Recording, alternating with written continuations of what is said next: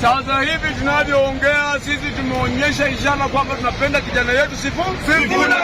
And we are not going to allow anybody. We are not going to allow Sifuna ni kijana ambaye anajielewa na ako na akili timamu kwamba anafanyia watu wote wa Kenya wote kazi. No Sifuna. No Sifuna. Hii tunajoma sasa hivi. Achukue hewa. Atapata ODM. ODM ni Sifuna. Dawe.